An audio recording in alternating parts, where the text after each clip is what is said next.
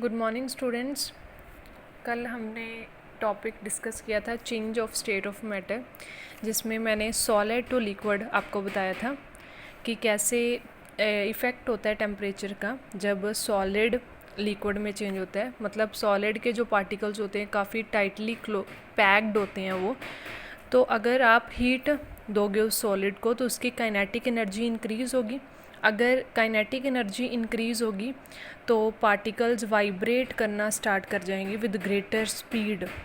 ठीक है, तो पार्टिकल क्या करेंगे, जो भी उनकी फिक्स्ड पोजीशन थी ना सॉलिड में, उसको छोड़ना शुरू करेंगे, लीव करना शुरू करेंगे और मूव करेंगे फ्रीली।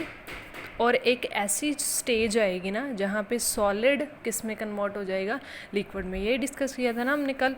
और मैंने आपको बताया था कि मेल्टिंग पॉइंट क्या होता है, वो टेम्परेचर जहाँ पे सॉलिड मेल्ट करके क्या बनता है, लिक्विड। ठीक है, एट द एटमॉस्फेरिक प्रेशर। और हमने डिस्कस किया था कैसे टेम्परेचर केल्विन को सेल्सियस में कन्वर्ट करना है और सेल्सियस को कैसे केल्विन में कन्वर्ट करना है। ठीक है, अगर आपने मतलब केल्विन में कन्वर्ट करना है तो आपको 273 प्लस करना पड़ेगा। अगर आपने सेल्सियस में कन्वर्ट करना है तो आपको 273 माइनस करना पड़ेगा। अगर फ़ारेनहीट की बात है तो ये रिलेशन होता है सेल्सियस में और फ़ारेनहीट में, 9/5 डिग्री सेल्सियस प्लस 32 डिग्री। और मैंने ये फॉर्मूला भी आपको बताया था, ये न्यूमेरिकल। और आज एक और न्यूमेरिकल है हमारे पास। The human body temperature is generally expressed in Fahrenheit scale as 98.6 degrees Fahrenheit. Express its value in Celsius scale and Kelvin scale. सबसे पहले हमारे पास फ़ारेनहीट वाला जो दिया हुआ है टेम्परेचर, वो 98.6 डिग्री फ़ारेनहीट है। तो आपके पास ये फॉर्मूला था ना फ़ारेनहीट और सेल्सियस में, ये रिलेशन है। और यहाँ से आपने डिग्री सेल्सियस की वैल्यू निकालनी है। तो क्या करोगे आप, ये जो 32 है उधर लेकर जाओगे, फ़ारेनहीट में माइनस हो जाएगा, यहाँ पे प्लस है। अगर आप लेफ़्ट हैंड साइड में लेकर जाओगे तो वो माइनस हो जाएगा।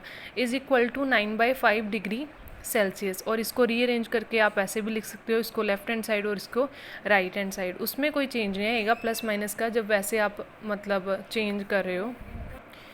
तो आपने मतलब इसको लेफ़्ट हैंड साइड पे लिख लिया और इसको राइट हैंड साइड पे लिख लिया।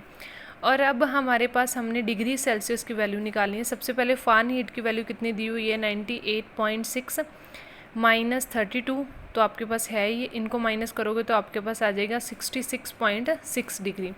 और यहाँ से हमने अकेली डिग्री सेल्सियस की वैल्यू निकालनी है, तो 5 ऊपर मल्टीप्लाई में चला जाएगा और 9 डिवाइड में।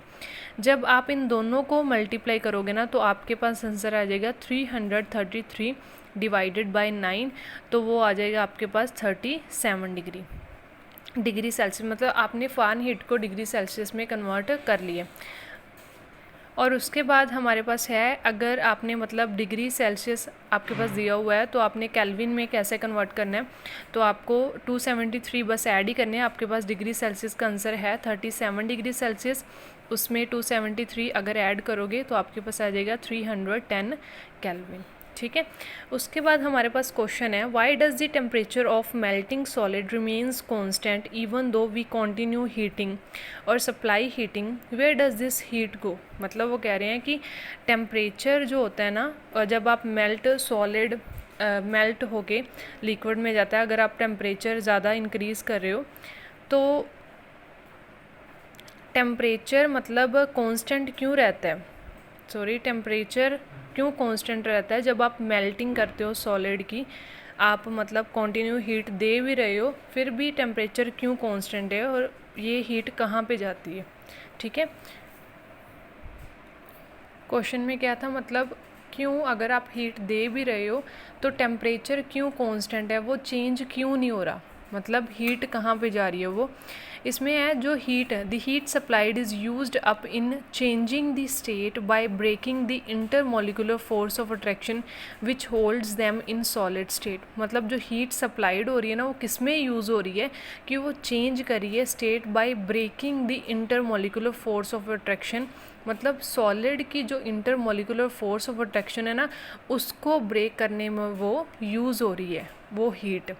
ठीक है, और as a result there is no change in temperature till all the ice melt, मतलब जब तक पूरी तरह आइस मेल्ट नहीं हो जाती तब तक टेम्परेचर में कोई चेंज नहीं आ रहा, क्योंकि जो हीट सप्लाइड है वो यूज़ हो रही है किस में, वो ब्रेक कर रही है इंटरमोलिकुलर फोर्स ऑफ अट्रैक्शन जो सॉलिड्स में है उसमें यूज़ हो रही है। और जो एनर्जी रिक्वायर्ड होती है चेंज मतलब वो करती है सॉलिड टू लिक्विड में, वो होती है लेटेंट हीट ऑफ फ्यूजन। ठीक है, जो एनर्जी मतलब चाहिए ना हमें सॉलिड को लिक्विड में चेंज करने के लिए, वो है लेटेंट हीट ऑफ फ्यूजन।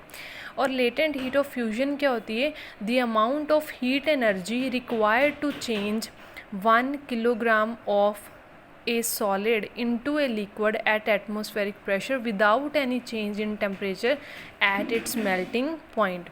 मतलब कितनी हमें वो हीट एनर्जी रिक्वायर्ड चाहिए कि 1 किलोग्राम सॉलिड को चेंज करना है लिक्विड में एटमॉस्फेरिक प्रेशर पे, और उसमें कोई भी चेंज नहीं होना चाहिए टेम्परेचर में। ठीक है, उसके बाद हमारे पास है आप लिक्विड को गैस में कैसे कन्वर्ट करोगे। पहले हमने क्या किया, सॉलिड टू लिक्विड, उसके बाद अब हम करेंगे लिक्विड को गैस में कैसे कन्वर्ट करना है। अगर आप सप्लाइड करते हो heat energy to the liquid, the particles of water start vibrating even faster, therefore they become free to move and escape from the liquid. मतलब जब आप हमारे पास सॉलिड टू लिक्विड अब बन गया है, अगर हम दोबारा से उस लिक्विड को फिर से दोबारा हीट करेंगे तो पार्टिकल जो वाटर के होंगे ना उससे ज़्यादा फास्टली मूव करना शुरू कर देंगे, जिससे क्या होगा, वो फ्रीली मूव करना शुरू कर देंगे। ठीक है, फ्रीली मूव करेंगे तो वो इस्केप हो जाएंगे फ्रॉम द लिक्विड, मतलब वो वहाँ से मतलब चेंज हो जाएंगे, वो गैस में कन्वर्ट होना शुरू हो जाएंगे, इस्केप हो जाएंगे। And the liquid evaporate, evaporation तो समझते हो ना, मतलब वेपर्स बन जाएंगे उनके। The liquid evaporates that is start changing into gas, वो गैस में कन्वर्ट होना शुरू हो जाएंगे। जैसे हमने पहले किया था, जब हमने सॉलिड टू लिक्विड कन्वर्ट किया था तो हमने मेल्टिंग पॉइंट में हमारे पास क्या था कि वो टेम्परेचर जहाँ पे सॉलिड लिक्विड में कन्वर्ट होना शुरू हो जाता है, और इसमें है boiling point, the temperature at which the liquid changes into gas और vapours at the atmospheric pressure is called its boiling point. वो टेम्परेचर जहाँ पे लिक्विड चेंज हो जाता है गैस में और वेपर्स में एट द एटमॉस्फेरिक प्रेशर, उसको हम कहते हैं बॉइलिंग पॉइंट। ठीक है, ये सारा टॉपिक आप प्रिपेयर करना और इसके नोट्स मैं आपको ग्रुप में सेंड कर दूँगी।